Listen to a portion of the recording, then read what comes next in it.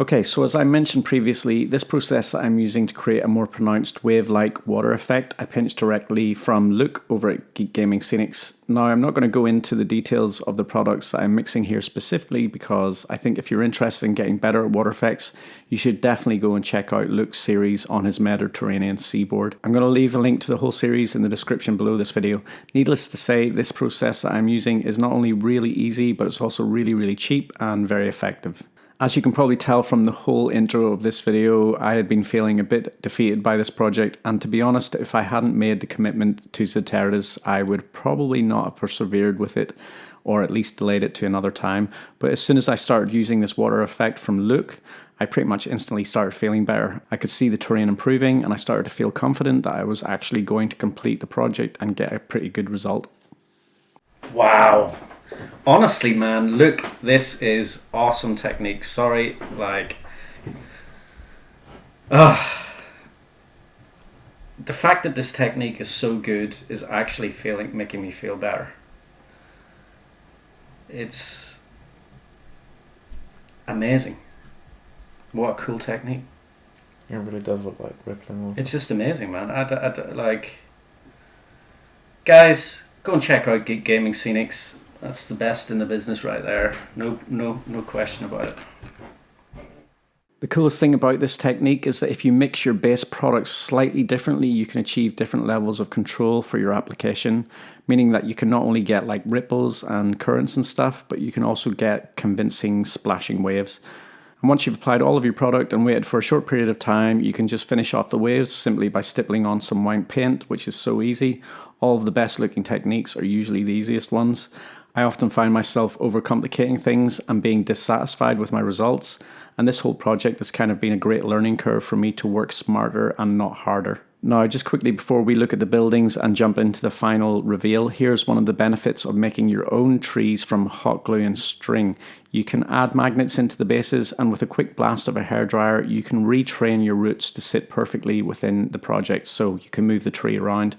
When they cool down, they solidify and they move perfectly into position. And with the terrain finally complete, we can actually take a look at these lake town buildings from Zeteras, which it was originally supposed to be the whole point of this video.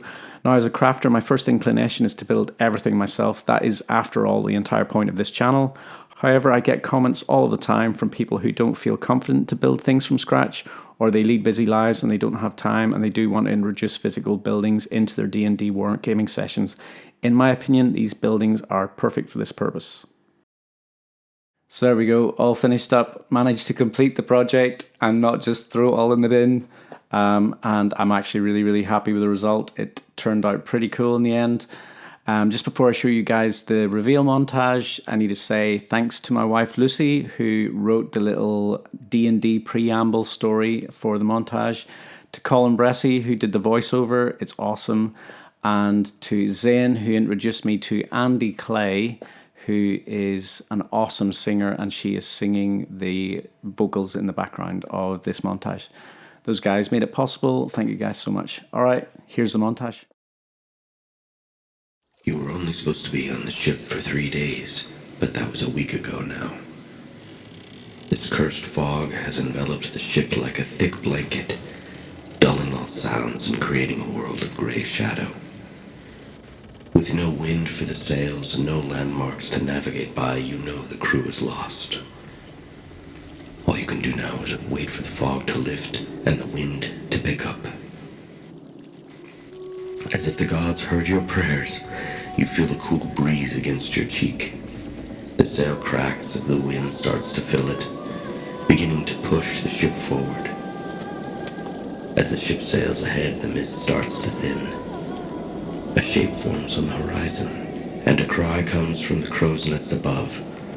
Land ho! Straining your eyes as the mist clears more, you see the outline of some rocks and the gentle sound of waves against the shore. Buildings start to take shape, small wooden dwellings. There are lights inside these homes, but you can't see anyone about. As the crew dock the ship, and you wait for the gangplank to be lowered, you look around. It's odd. No one has come to greet the ship. There are no sounds of animals or birds.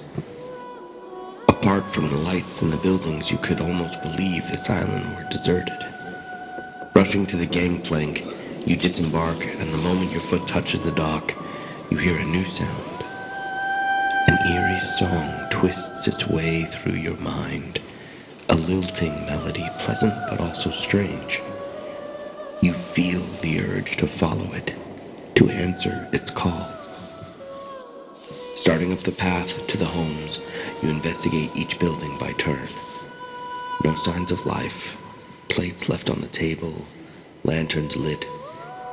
It's as if everyone from the small fishing village just disappeared. Still, the song calls to you, driving you to keep searching through this deserted island. Scanning the horizon, you notice a statue on a small hill by a tree. Making your way up the slope, the song becomes louder. The statue is of a mermaid beside a pool. The tree shades the shrine, and the pool is clear and still. Gazing into the pool, you see your reflection.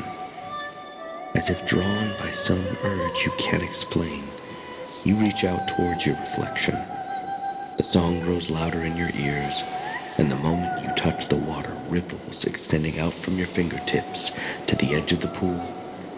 The singing comes to an abrupt end.